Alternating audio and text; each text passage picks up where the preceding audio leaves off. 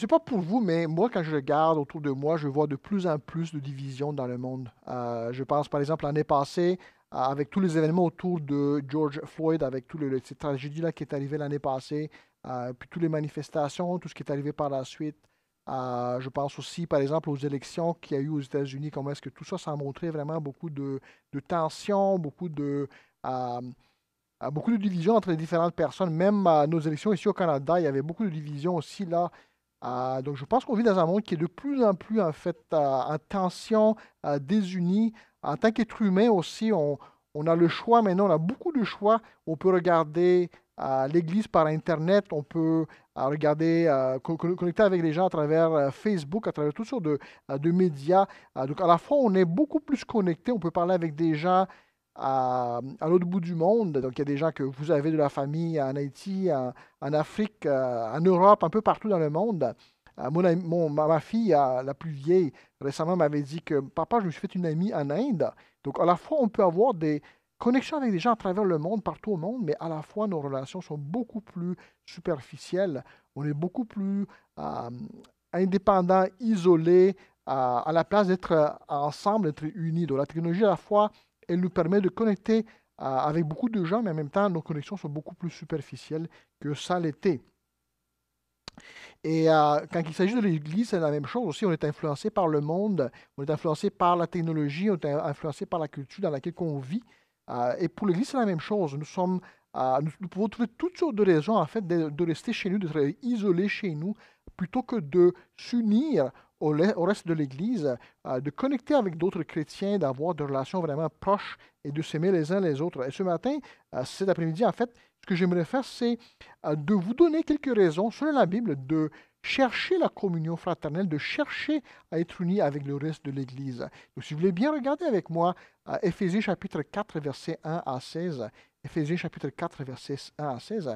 Bon, avant de commencer la parole de Dieu, de lire la parole, je vais commencer par un mot de prière. Seigneur, je te prie, Seigneur, à ce que tu puisses permettre ce matin, ce soir, peu importe le temps qu'on écoute ce message, que ça puisse nous faire du bien, que en écoutant ta parole, qu'on puisse être vraiment alerte à ce que toi tu veux nous dire, qu'on puisse être enseignable et que ta parole puisse non seulement nous permettre de comprendre des choses, d'apprendre de nouvelles choses peut-être, mais aussi d'être changé, de transformé. Seigneur, fais en sorte que ta parole puisse faire juste de nous donner la connaissance, dire waouh, ça c'était vraiment intéressant, mais que ça puisse vraiment nous transformer, avoir des vies qui sont transformées. Seigneur, on veut chercher ta volonté, on veut chercher ta face, on veut vivre selon ta volonté pour ta gloire. Je prie au nom de Jésus. Seigneur, parle à travers moi ce soir et ce matin, peu importe le temps que les gens nous écoutent. Fais en sorte que chacun soit béni, que nos vies soient changées, Seigneur, pour ta gloire, je prie au nom de Jésus. Amen. Eh bien, si vous avez une Bible, je vous encourage d'ouvrir la Bible avec moi à Éphésiens chapitre 4, versets 1 à 16. Je vais vous montrer en fait les versets à l'écran que je vais lire au début, mais par la suite, je vais revenir à ces versets-là, mais je ne vous montrerai pas le texte à l'écran. Je vais juste vous dire en fait les différents versets. Donc, Éphésiens chapitre 4, versets 1 à 16. Je vous exhorte donc, moi, le prisonnier dans le Seigneur, à, à marcher d'une manière qui est digne de la vocation qui vous a été adressée, en toute humilité et douceur, avec patience. Supportez-vous en vous supportant les uns les autres avec amour, vous efforçant de conserver l'unité de l'esprit par le lien de la paix. Il y a un seul corps et un seul esprit, comme aussi vous avez été appelés à une seule espérance par votre vocation. Il y a un seul Seigneur, une seule foi, un seul baptême, un seul Dieu et Père de tous, qui est au-dessus de tous et parmi tous et en tous. Mais à chacun de nous, la grâce a été donnée selon la mesure du don de Christ. C'est pourquoi il est dit, étant monté dans les hauteurs, il a amené des captifs et il a fait des dons aux hommes. Or, que signifie qu'il est monté, sinon qu'il est aussi descendu dans les régions inférieures de la terre? Celui qui est descendu, c'est le même qui est monté au-dessus de tous les cieux afin de remplir toutes choses.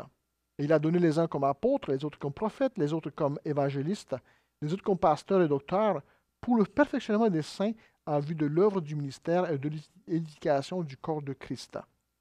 jusqu'à ce que nous soyons tous parvenus à l'unité de la foi et de la connaissance du Fils de Dieu, à l'état de l'homme fait à la mesure de la stature parfaite de Christ.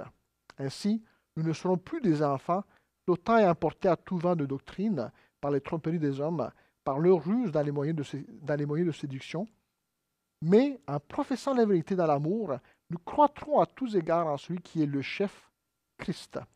C'est de lui et grâce à tous les liens de son assistance que tout le corps, bien coordonné et formant un solide assemblage, tire son accroissement selon la force qui convient à chacune de ses parties et s'édifie lui-même dans l'amour.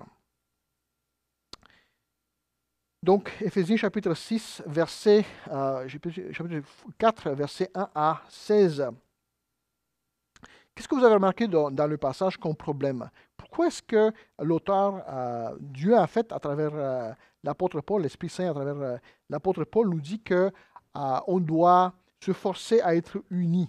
Est-ce que vous avez remarqué ça au verset 2 et au verset 2 surtout, il dit, est-ce que vous avez remarqué ça? Il dit, en toute humilité et douceur, avec patience. Donc pourquoi il dirait ça? C'est justement parce que par nature, nous sommes justement le contraire. Nous sommes le contraire de humble. Nous sommes orgueilleux, arrogants, n'est-ce pas? Nous sommes pas doux. Nous sommes plutôt violents, impatients.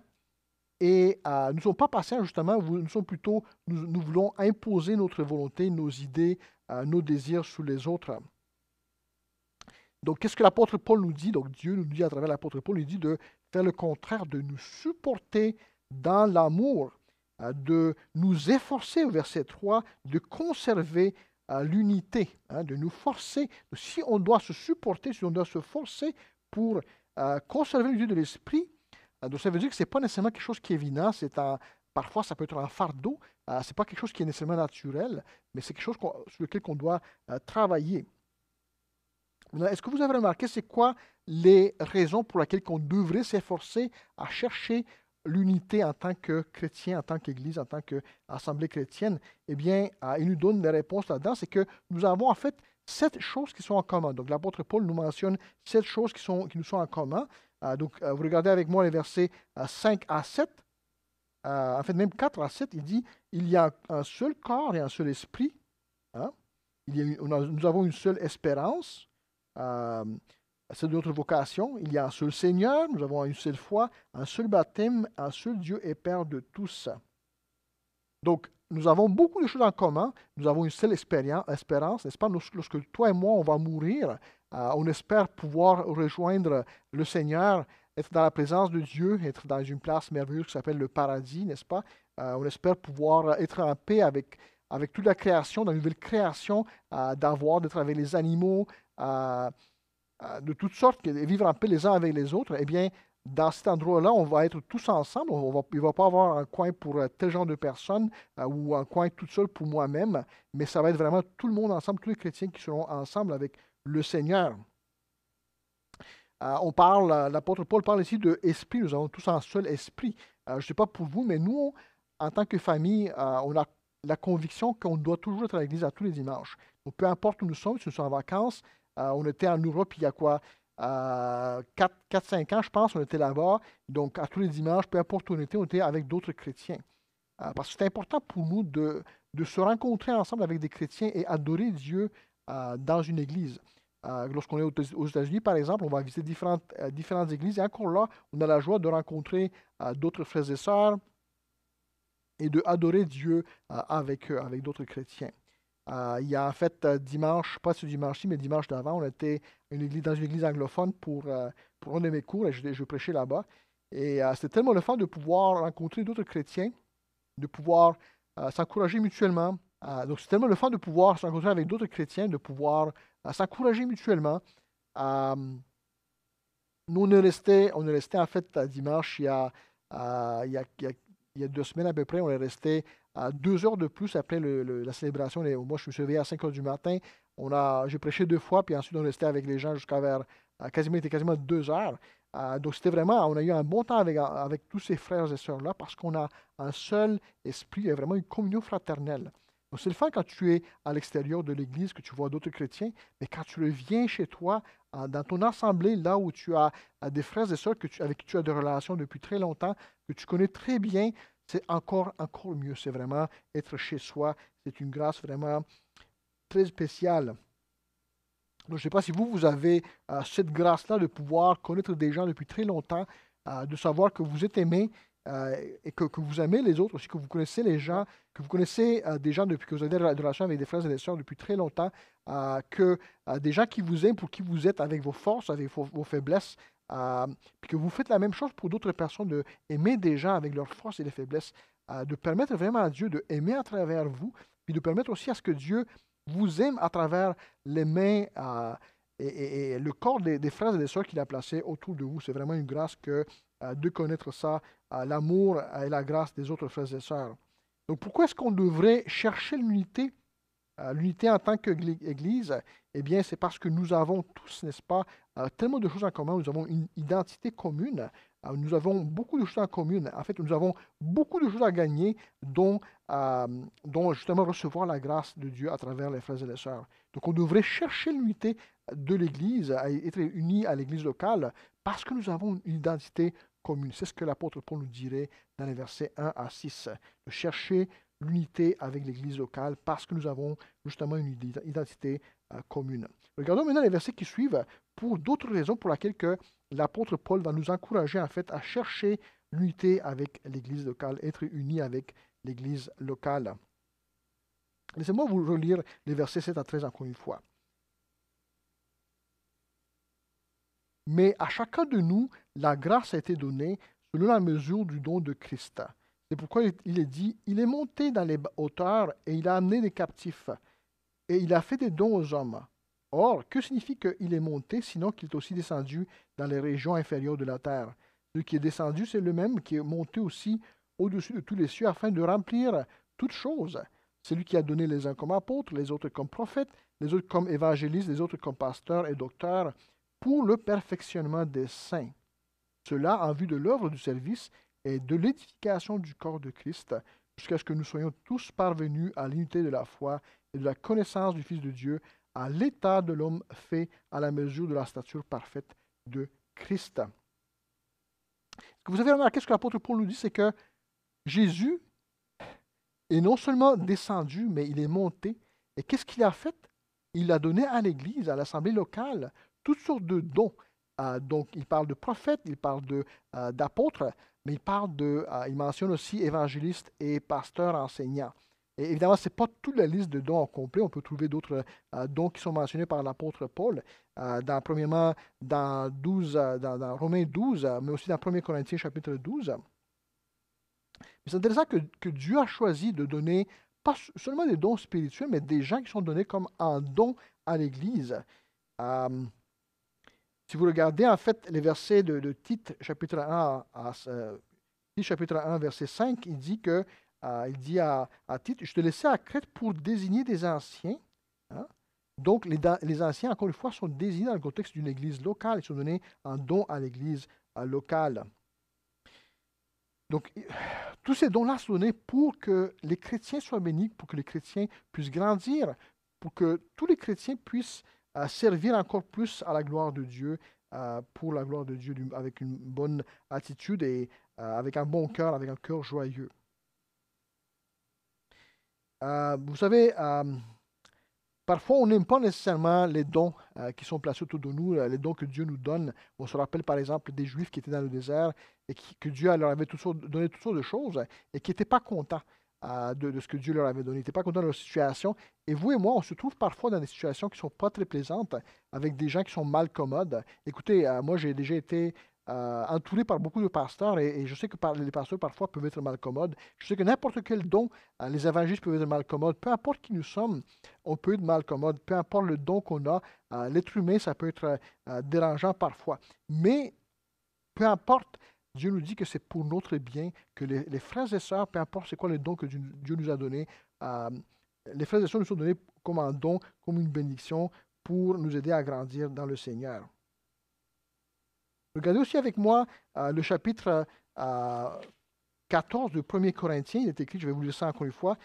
c'est 1 Corinthiens chapitre 14, verset 12 premièrement. Une chose qu'on voit dans 1 Corinthiens chapitre 14, c'est que, encore une fois, c'est que Dieu donne toutes sortes de dons spirituels pour l'édification de l'Église. Regardez, il est écrit de même, vous, puisque vous aspirez aux dons spirituels, que ce soit pour l'édification de l'Église, que vous cherchiez à les avoir en abondance. Vous voyez dans cette église-là à Corinthe, il y avait toutes sortes de querelles par rapport aux dons. Les gens étaient vraiment orgueilleux parce que moi j'ai tel don et toi tu n'as pas tel don, tu sais. Mais ce que l'apôtre Paul dit, c'est que c'est pas pour ça que les dons nous sont donnés. Les dons spirituels nous sont donnés pas pour nous-mêmes, pour notre propre plaisir, notre bien-être, mais c'est pour bénir les autres frères et sœurs, pour bâtir l'Église en fait. Même chose avec le verset 26 de 1 Corinthiens chapitre 14, il dit « Que faire donc, frères, lorsque vous vous assemblez, chacun a-t-il un cantique plutôt, une instruction, une révélation, une langue, une interprétation, que tout se fasse pour l'édification. Hein?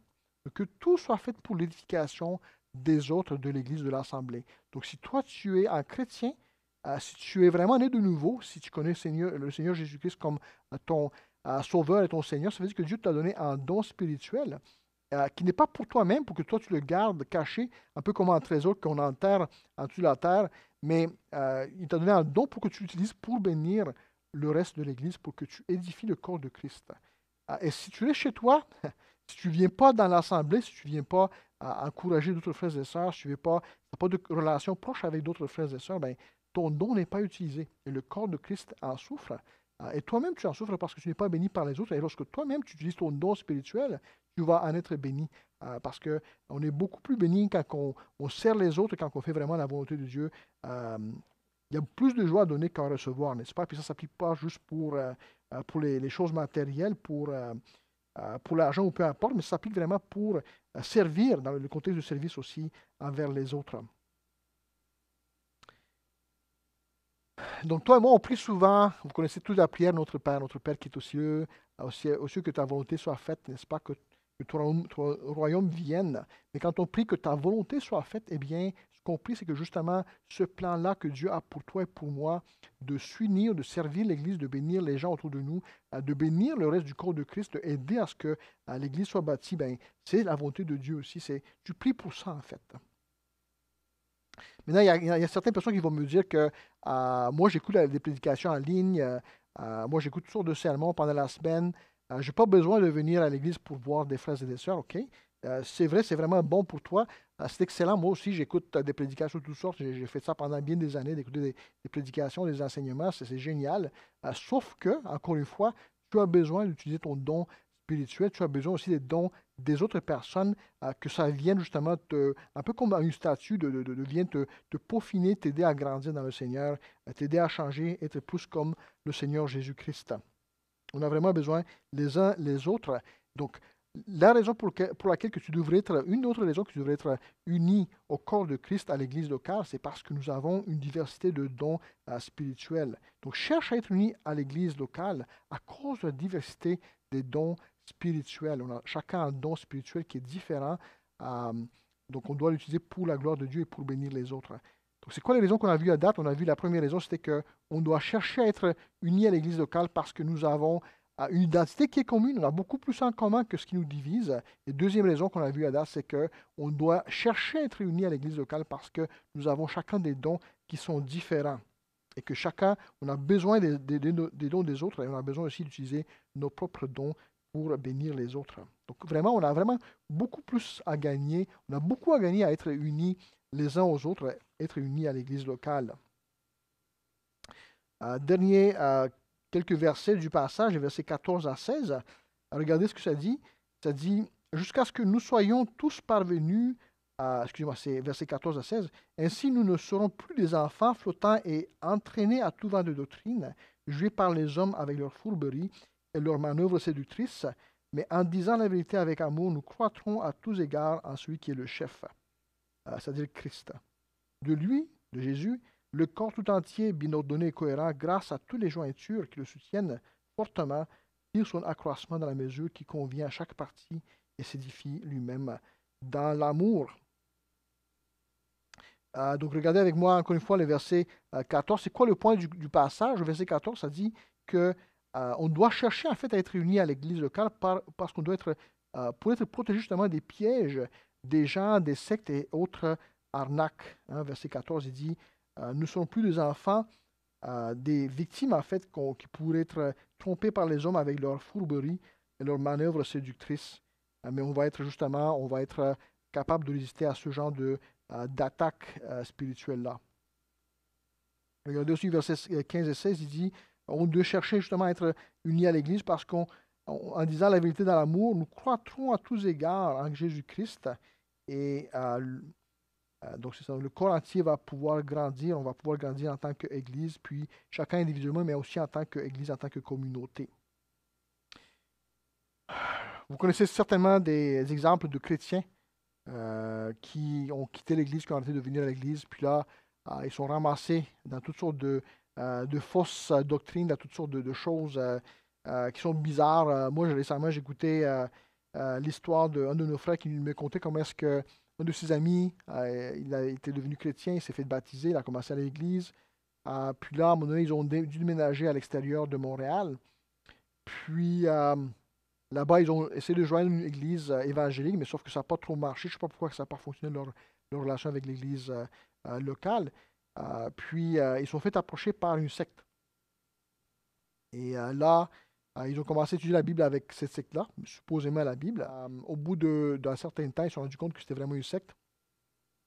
Notre frère ici de l'Église était vraiment super gracieux. Il a vraiment montré de l'amour. Il a fait des pieds et des mains pour aller voir ce couple-là et essayer de les ramener au bon chemin. Mais finalement, donc, après toute cette histoire-là, cette famille-là, elle est toujours un peu amochée, un peu blessée, un peu handicapée, en fait, par ces expériences-là avec la secte. Donc, même là, ils ne font pas partie d'une église évangélique. Donc, on parle maintenant des années plus tard, donc il y a des années de ministère qui ont été perdus. Il y a une influence auprès de leur propre famille qui n'est pas là. Donc, leurs enfants, à la place de grandir dans l'Église, d'avoir une communion forte, d'être enseignés à l'école de dimanche, d'avoir des relations avec d'autres enfants chrétiens, eh bien, ils n'ont rien de ça. Puis je ne sais pas combien de temps, en fait, que cet éloignement-là du Seigneur va durer. Donc, on ne sont pas encore revenus au bercail. Donc, c'est jamais une bonne chose que de s'éloigner de l'Église. Il y a vraiment un manque de protection qui est là quand on s'éloigne de l'Église, quand on est loin du troupeau. C'est pas pour rien que Jésus nous appelle des brebis. Puis c'est pas pour rien que Jésus demande à Pierre de paître ses brebis, de prendre soin de ses brebis. Parce qu'on est vraiment, on a besoin les uns des autres, on a besoin de veiller les uns sur les autres. Vous savez, on peut trouver beaucoup de raisons de ne pas faire partie d'une église locale, de ne pas se joindre à une assemblée, de ne pas avoir de relations proches avec des frères et des sœurs. Il y en a qui vont utiliser l'excuse de je suis trop occupé. Vous savez, on est tous occupés. Moi, j'ai 4 enfants. Je suis en train d'étudier présentement pour des études supérieures. Donc, je dois lire 2600 pages jusqu'au mois de janvier pour un seul cours. Puis j'ai d'autres cours, un deuxième cours aussi à étudier. Donc, on a beaucoup de travail en général. J'ai une maison aussi, je dois prendre soin de la maison, disons, de toutes sortes de choses à cause je dois prendre soin. Pendant j'étais au cégep, j'ai été à l'université, puis j'avais quand même eu le temps. Donc, j'ai eu des bonnes notes, d'excellentes notes. Et pourtant, j'ai quand même eu le temps de m'amuser, de passer des heures et des heures à jouer à des jeux vidéo. Donc, c'était avant que je sois chrétien. Puis par la suite, quand j'ai commencé à étudier au séminaire, encore là, j'ai pu étudier, je travaillais en même temps, j'avais une famille, on réparait des maisons, donc il y avait plein de choses, puis j'avais quand même le temps aussi de servir à l'église, d'être là le dimanche et de servir à l'église. Donc si on veut vraiment, si on veut servir le Seigneur, si notre cœur est vraiment dans le service envers Dieu et envers les autres, on va trouver du temps. Si on en fait une priorité, on va trouver du temps pour tout ça, là. Donc moi, je vous encourage vraiment autant que possible, de chercher la face de Dieu et de demander au Seigneur la grâce de pouvoir vous impliquer dans une église locale si vous n'êtes pas déjà dans une église locale et si vous êtes ici, si vous faites partie de notre église locale, justement, de vous impliquer avec nous, de travailler ensemble, de nous encourager mutuellement, de nous aider mutuellement à faire grandir l'église et à joindre ce quartier de Montréal, de faire du bien aux gens qui nous entourent. Partout où je regarde la nouvelle génération qui est quasiment tout le temps attachée à un téléphone, qui est un média qui est hypnotique, qui a été construit en fait pour qu'on soit vraiment accrocher à ces médias-là. Je ne sais pas si ça vous est déjà arrivé d'aller quelque part dans une rencontre de famille ou d'inviter des gens chez vous et que la personne qui vient vous visiter, à la place de vous parler, qu'elle regarde son téléphone, qu'elle passe du temps à regarder le téléphone à la place de parler avec vous. Moi, ça m'est déjà arrivé une fois qu'on avait invité quelqu'un chez nous, à dîner chez nous, puis la personne a commencé à regarder sur le téléphone, passer le temps sur le téléphone à la place de nous parler. Donc, ça arrive dans les rencontres familiales de plus en plus. On voit qu'on est dans un monde qui est tellement accaparé, qui est tellement attaché aux médias que on peut facilement perdre notre vie là-dedans. Le temps passe et on ne se rend même pas compte comment est-ce que euh, on a dépensé notre vie à regarder les médias, les petits écrans de téléphone ou peu importe.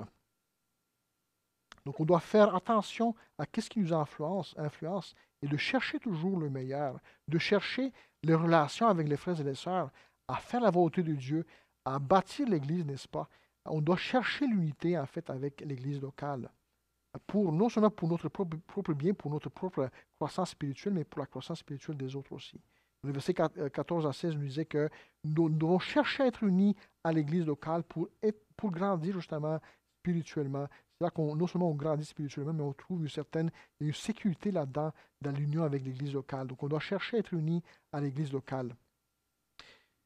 Donc, qu'est-ce qu'on a vu à date? Dans les versets 1 à 6, on a vu qu'on doit chercher à être unis à l'Église locale parce que nous avons tous une identité commune nous avons 7 choses que l'apôtre Paul avait dit qu'il avait mentionnées. L'Esprit, le même Seigneur, le même Esprit, le même Dieu, le même baptême, donc le même espoir. Donc, il avait mentionné 7 choses. Dans les versets 7 à 13, on avait vu qu'on doit chercher à être unis avec l'Église locale parce que nous avons une diversité de dons. Et nous ne sommes pas des cow-boys, des chrétiens cow-boys. On a besoin des dons des autres. Nous avons pas une seule personne n'a pas tous les dons spirituels. On a vraiment besoin les uns des autres. Nous avons besoin les uns des autres dons spirituels. Et finalement, le troisième point que j'avais mentionné ce soir, c'était que nous devons chercher à être unis à l'Église locale parce c'est comme ça qu'on peut grandir spirituellement. C'est en bénéficiant des dons spirituels des autres qu'on va grandir spirituellement, puis qu'on va aussi aider les autres à grandir spirituellement. Donc vraiment, on a tout à gagner à chercher à être unis à l'Église locale. On a vraiment tout à gagner à vouloir avoir des relations plus proches avec les frères et les sœurs, à prendre le temps après l'Église le dimanche matin, d'être ici premièrement à l'Église le dimanche matin, mais de prendre le temps après l'Église, de connecter avec des gens, ou bien avant l'Église, il y a des gens qui viennent ici un peu plus tôt, de venir ici un peu plus tôt, prier avec les gens, connecter avec les gens, de venir ici les mercredis soirs, les vendredis soirs pour les jeunes ou les femmes ou les autres groupes, de trouver en fait le moyen de connecter avec les autres frères et sœurs, d'appeler des gens, les inviter chez vous, dîner chez vous, d'avoir des rencontres de prière. Ma femme et d'autres femmes de l'Église se rencontrent par téléphone certains matins pour prier ensemble d'une manière régulière. Donc vraiment de chercher les moyens de connecter avec les autres frères et sœurs pour justement grandir spirituellement pour la gloire de Dieu. Donc je vous laisse sur cela. Que le Seigneur vous bénisse. Seigneur, merci encore une fois pour ta parole, Seigneur, qui nous guide, qui nous encourage, qui nous fortifie. Seigneur, aide-nous à ne pas être juste des auditeurs oublieux, mais de mettre en pratique, Seigneur, ta parole et qu'on soit plus fort, plus comme Jésus-Christ et qu'on puisse mieux affronter, en fait, toutes les attaques autour de nous, Seigneur, pour ta gloire, je prie, Jésus. Amen. Bien passé une bonne semaine. Dieu vous bénisse.